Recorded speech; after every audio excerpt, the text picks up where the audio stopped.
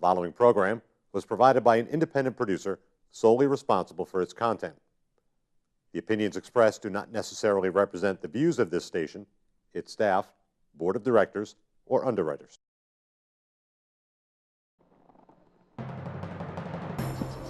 Every day, citizens around the country are faced with new dilemmas that affect them profoundly. Whether it's injustice, discrimination, falling through the cracks, scandals and cronyism, balances of power, ethics, religious freedoms, state versus citizens, and unfunded mandates, and the list goes on and on and on. Welcome to Speak Up. It's directed at those who have fallen through the cracks, and it gives them a voice. It's your turn to speak up, to stand up and fight back.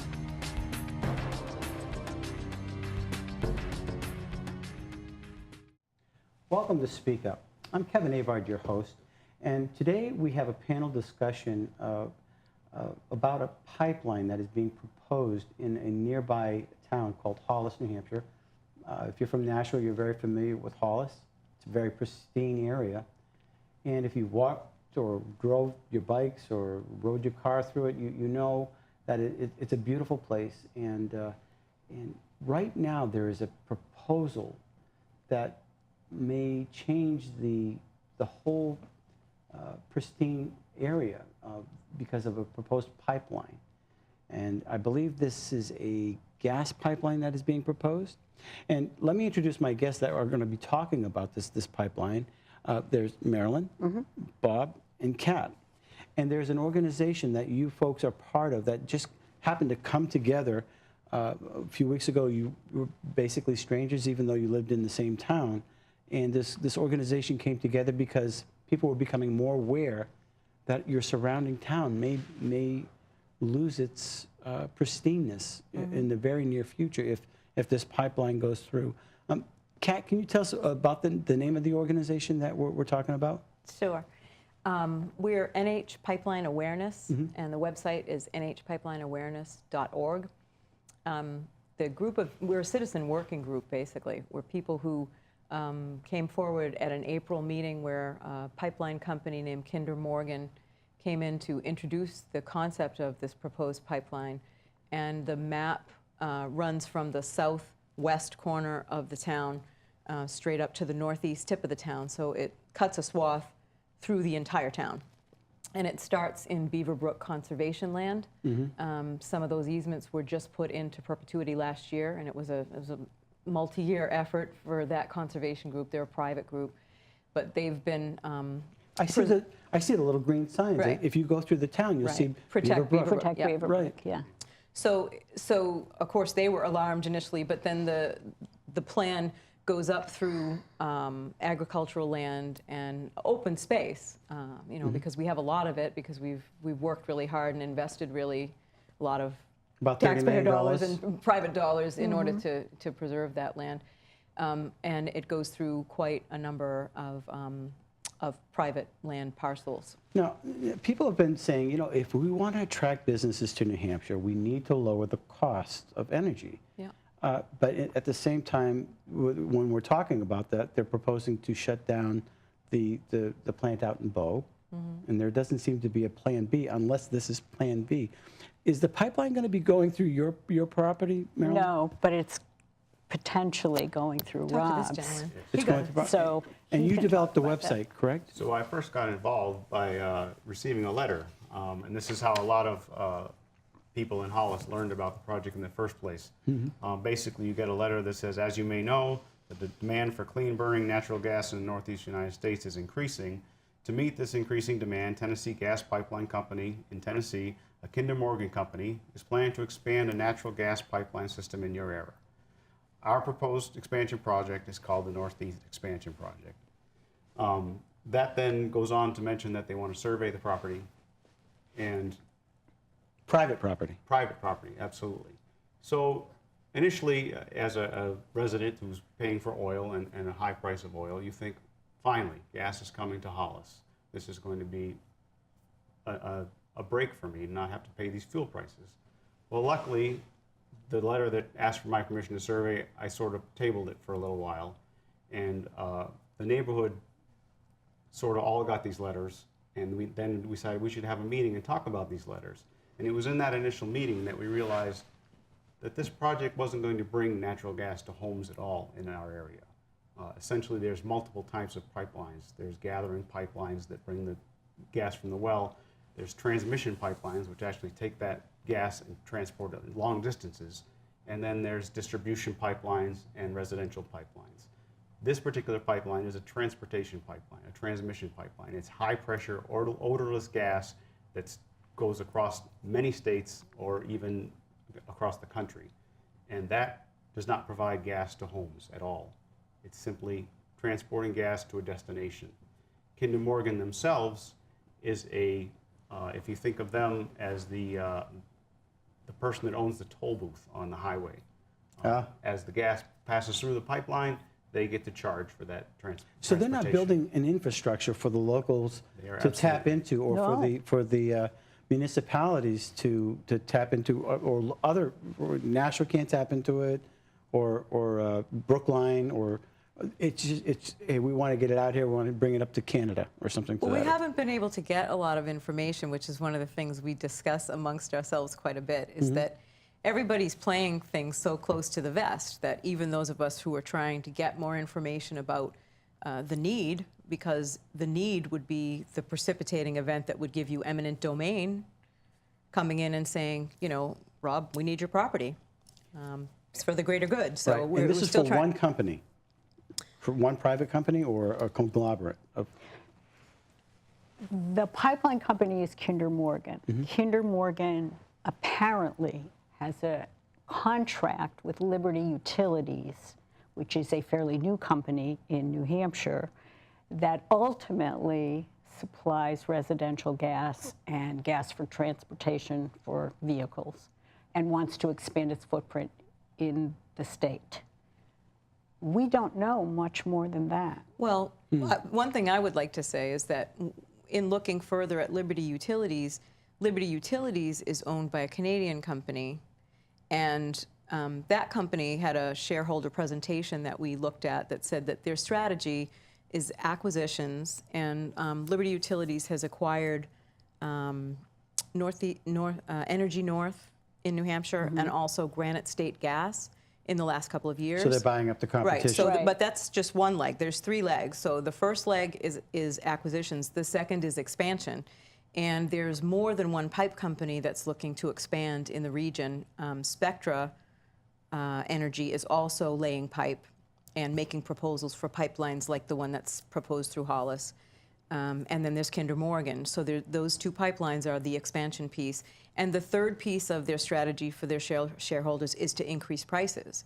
So I think where we're all left with is that if the reason that we're buying into this expansion project, which will cost, I don't know, around $6 billion or something for this infrastructure, is cheaper prices, I think we're being very short-sighted. Well, if they're buying up the competition, obviously, then they're consolidating. They're consolidating. Yeah. There's no Absolutely. competition. Competition brings the prices down. Right. Right. So But I they- don't think people were aware. We certainly weren't aware of what, you know. Now, the pipeline's not necessarily going on your property, but it might go through some ledge that may affect your aquifer. Yeah, the way this swath of land, it's a 50-foot wide easement that would have to remain permanently clear. So when it goes through forests and agricultural lands and over the hill and vale of all those beautiful bucolic, vistas that you see when you come to Hollis, it'll be a clear strip, and it has to be maintained that way. So they're going to have to clear cut a whole. They'll clear Yeah, cut. clear Well, 50 foot. They will clear. actually clear cut up to 120, 25 for the yeah. construction. It's a construction easement, so it's a really wide easement that they have to cut, and it's, like I said, from the, well, I'm doing it my way, but southwest tip to the northeast tip. So it carves a scar right across the whole town, and it'll come across Route 122, which I live on, around where the orchards are on 122, and go up the hill where a development was proposed. I don't think anything's been built yet there, and I'm wondering what those lots will sell for with a gas pipeline going right through it. But anyway, it's proposed to go across there and head up towards where Rob lives. And that, from what I understand, is ledge. So they would be required to blast. And they can go through anything, but my understanding is that when you blast, you know, there could be a problem with groundwater. So yeah, that would affect the And houses what do your in the city area. officials and town officials think about this, or the town officials, I should say? They're opposed. They're opposed to Yeah, this? yeah. And Well, of they course- understand the kind of disruption we're talking. I mean, it's very antithetical to all the planning that we've done Right. as a town. I mean, we have a land protection study committee. You know, we have. Now, there's a certain amount of leakage that's allowed too with this, isn't there? I mean, that. Well, it's not disallowed. Let's put it that way. The regulations kind of favor the industry. There don't seem to be any what's the word? Any fines for it. Right. Right. You know. Once it's there, that's it. You know, Yeah, you get what you get. so And were we do talking about- know that the existing gas infrastructure in the area is old Right. and becoming obsolete and is leaking. Are there any proposals for the town to update it or upgrade? Personally, I believe that this pipeline is the company's remedy for their aging infrastructure. It's cheaper for them to lay It's new cheaper pipe. for them to get somebody else to build them a pipeline than it is to repair And that what would be they us. have. But if they're building the pipeline only to transport, not necessarily to lay infrastructure for other people to feed off it, that sounds to be counterproductive. You still have the old system where you're feeding off of, and yet there's a whole new system coming in to transport it somewhere else. Well, So that's why the proposal mentions that New England may need 0.5 billion cubic feet per day to meet our needs. The pipeline they're proposing to build will carry 2.2 billion cubic feet per day. So that's more than 4 times what we'd ever need. So the only explanation there is that it's headed for a destination, Somebody probably else. Canada, and export overseas from that point. And the whole idea of transparency seems to be an issue as well, because it seems as though you're giving just enough information as for them, but not necessarily to meet your needs. Is that correct? Correct. We, Rob, people who got letters like that, the town at the Kinder Morgan meeting, were told, this is a need, this is for the public good, and we can do this. How are Period. the feds involved with this at all? not yet. The filing They is will supposed be. to happen in September, and our selectmen have been trying to get more information from Kinder Morgan about whether the proposed pipeline route is the route that they're going to pursue. And so what they've told us, and, you know, their official response is, we haven't decided, and we'll let you know when we file with the Federal Environmental Regulatory Commission. So their filing period, I think there was something in the news recently that someone found that said September 15th Yeah. is when they plan to file. We hadn't seen a date before this. So they're playing it very close to the vest. They're saying, oh, that route that you have, which our guys, our website guys, another guy than Raw though, EJ, he went into Google Maps and he took the map of Hollis that they provided at their meeting and he broke it into segmented maps where you could zoom in and really see what places were affected. But we can't really take any action because they're telling us it's not necessarily the route that they're going to pursue. Are they considering this as an eminent domain situation for one private company? Yes. Yeah. It's, at least it's a threat for them to Now, use. that would violate our state constitution, but not necessarily the federal constitution. It trumps it.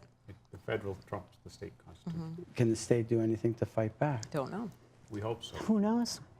Well, there's a site evaluation committee, and I think that the messaging that we got early on from almost everybody that we pursued was the only thing you can do is fight for a more appropriate route than a route that takes up basically precious open space. Right. You know, preserved for a reason that, you know, it has a value. Is there a lot of private property being used through this, or is it that pristine area that Hollis is invested in?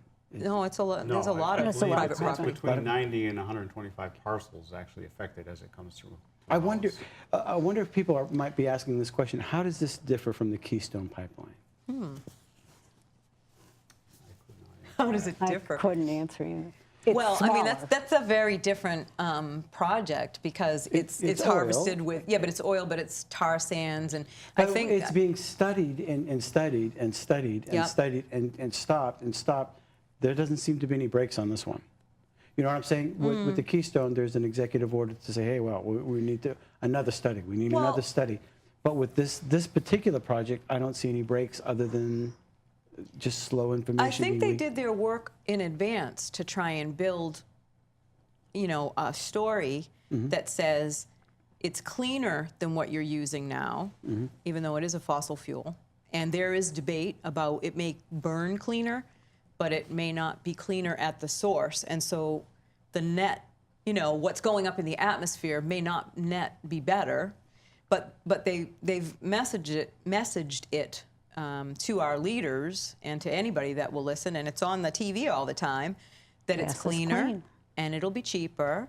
And the reason it's cheaper is it's not on a level playing field. So what Marilyn was talking about earlier with the regulations being, the rules are kind of in the favor of the industry right now. Right. That they don't have to pay if they pollute the water, and they don't have to pay for what they're putting in the air. They don't have to So obey they're the same cheaper. rules that other people have to pay. Right, so they're cheaper than other forms of energy, but if all things were equal, they really wouldn't be cheaper. And I think if we lay all this infrastructure and become wholly dependent, as wholly dependent as we will be by converting systems, because they're talking about solar and gas being used to power the grid, so you'll be getting your electricity with the help of gas, and also the transportation fleet being converted. So it won't just be for residences and businesses. And the business was the sector that I think our leaders in Concord were trying to solve. They were saying that businesses are asking for more gas, and legitimately so. They're saying if we can't get good,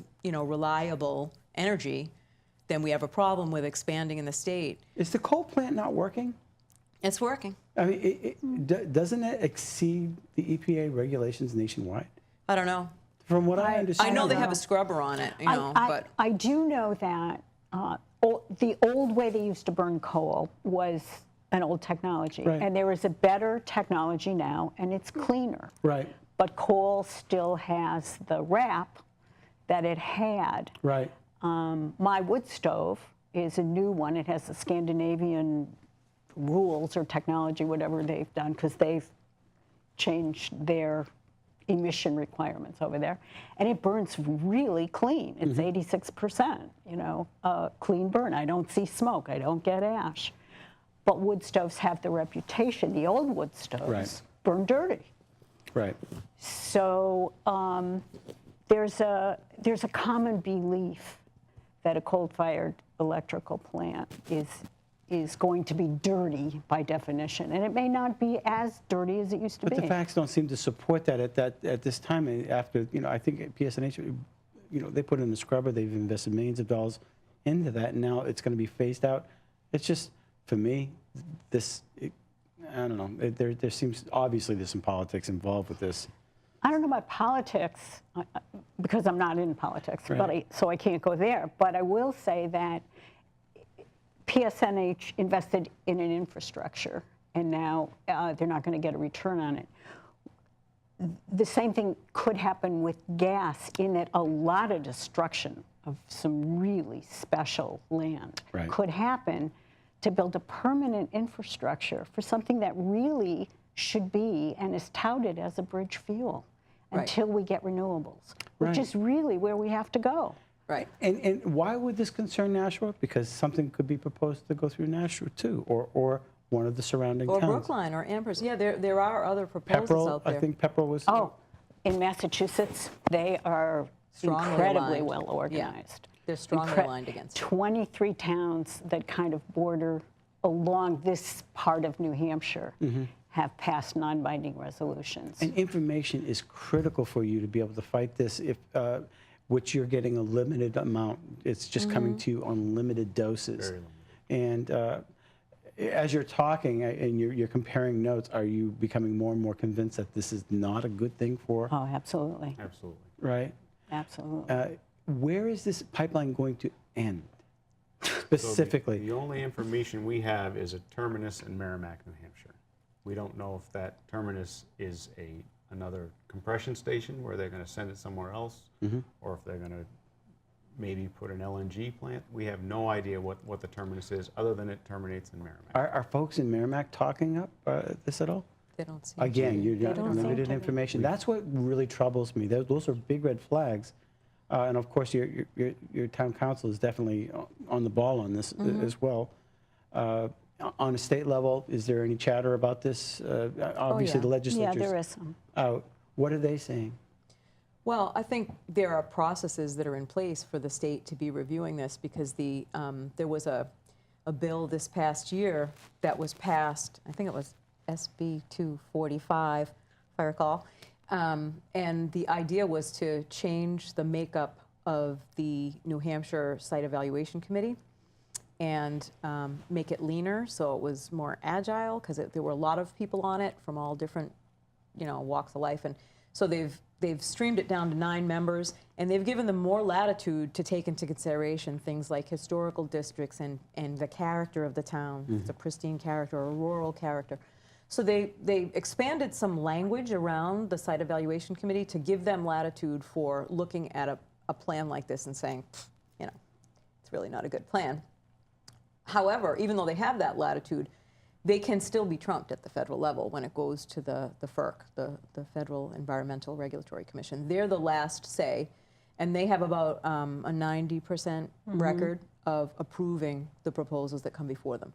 So, we're fighting a bit of an uphill battle, and as a town, I think what we're trying to do is make our best case that most of the land along this route is inappropriate for this usage, including the aquifers and places they might need to blast, and people's homes too. I mean, we have to make that argument as well. Well, property rights, they're under attack, obviously, and for commercial gain. And property values. And property, now how is that going to affect your property values? So it's unclear what the change will be in the property values. To me, common sense says that if there's a house down the street that doesn't have a pipeline buried in the backyard, that house is going to be valued more than my house that does have a pipeline in the backyard. Whether you have to watch your kids closer because they're not allowed to go over there, or whatever it is, It will affect the quality of life. It can't be the same. Right. We have reasons to believe that insurance rates to the house that's affected, and even neighbors' houses, just because there's a pipeline there, insurance could go up. There's reason to believe that mortgages, since the value of your property is the collateral for your mortgage, this may affect that, where you can't refinance anymore, where you can't go for an equity loan anymore. Or sell it. Or sell it. And honestly, the town itself may suffers a see a devaluation. devaluation in the property, because that pristine reputation is now scarred, literally. Right. And I think the economic impact of our property values going down, our our revenue generation, everything will be affected by this. I mean, we're looking at an awful lot of impacts, and we're still really trying to get as much information as we can out to people, because if you don't have property rights, I mean, liberty just seems to be an academic. It's all academic. You should be able to keep your property. To me, that is the part of the American dream. That's part of what our pursuit of happiness. But when one big conglomerate can come in and say, "Well, I want that," who's safe? that's how we feel. That's how we feel. It's first you hear about it, and then you take a look at the town zoning laws, and you say, okay, this would never be we're protected. And then you hear, well, state trumps that, and maybe the state hasn't come out and said we don't want this pipeline yet, or maybe they say we do want this pipeline. So you think, okay, I just got trumped by my state, and then you hear that federal is going to come through, and that the pipeline may not even be for U.S. use, and you think, I'm just giving up my property For a foreign country. for a foreign country. For a profit-making venture. Of a foreign country, and that does No, not not of a foreign, of an American, of a, what? Well, they're Canadian. Well, Well, who knows? it Who is. knows? Who knows Well, who owns if it? the foreign country is owning all these, They're not paying taxes here. Yeah. right? So they're taking our natural resources, Yes. violating our private property rights, shipping it up to another country so that they can export it and make a Yeah, dollar. they can't export it Well, legally they can't from here export because it it's from our here, but resource. you That's can what I'm saying. So if Canada. it goes up there, then they can export it, and they bought our industries. I'm feeling pretty duped and pretty spanked. That's Well, sort of the way yeah, we feel. you should. Yeah. Well, and I'm just a neighbor. Because we started talking about eminent domain as a place where all of us felt, well, eminent domain is for the public good, right? So Right. it's a need that has to be established in order for that to be allowed. But this isn't But creating an infrastructure. they've hooked on Right. because they're going to deliver a little bit of gas Right. for To make it legal for enough. the high demand periods. You know, when Which is 17 days we 17 had last days year where we they had determined really it was cold high demand. days. That was the high demand. So we're questioning those things. I mean, Yeah. you know, we probably shouldn't go in, we can all There's make a lot of supposition and, you know. information that you don't have at Right. hand, Right. and it's time that people start demanding it, and that's Yeah. why we Right. had you on the show. We'd actually like you to come back. We have 2 minutes left Okay. to kind of close out this segment. How do people get in touch with you or become more aware of what this is?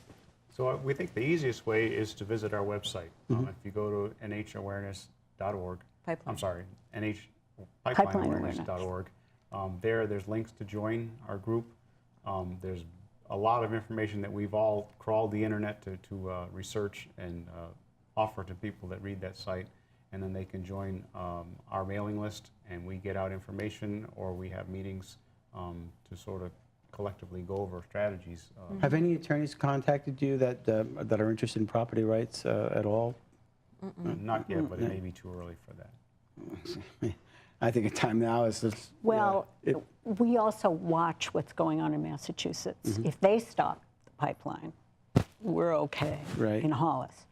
But we also learn from what they're doing because they've been fighting it longer. Right. And it goes across the entire state. So these towns have banded together. Are there We're the websites only in ones. Mass that people can check out? Oh, yeah. And they can get to them from ours. Okay. We Yeah, link we've to got a them. lot of links and a lot of Doing your homework. information. Oh, And the oh, maps are absolutely. on there. You know, there's an about the pipeline menu, and when you drop down to the bottom, there are maps, so they can literally see a lot of different information. And you're on Facebook?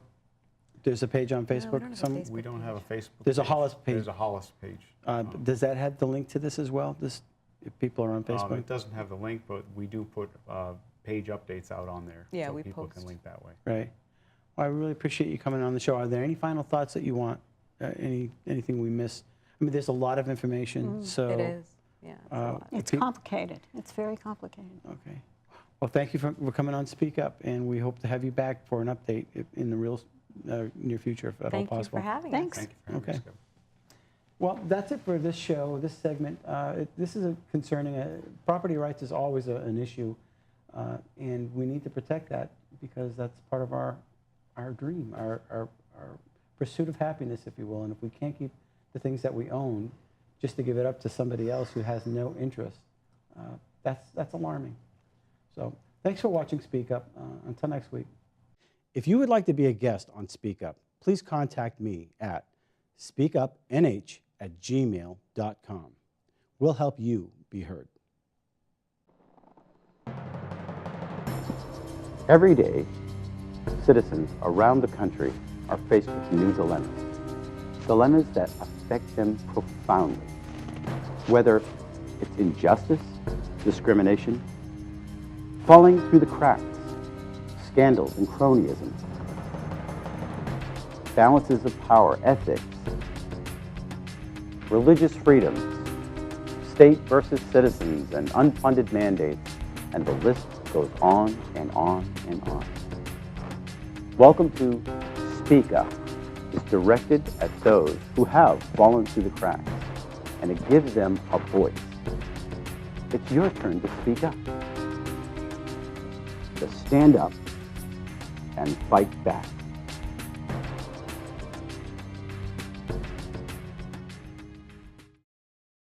The preceding program was provided by an independent producer solely responsible for its content. The opinions expressed do not necessarily represent the views of this station, its staff, board of directors, or underwriters.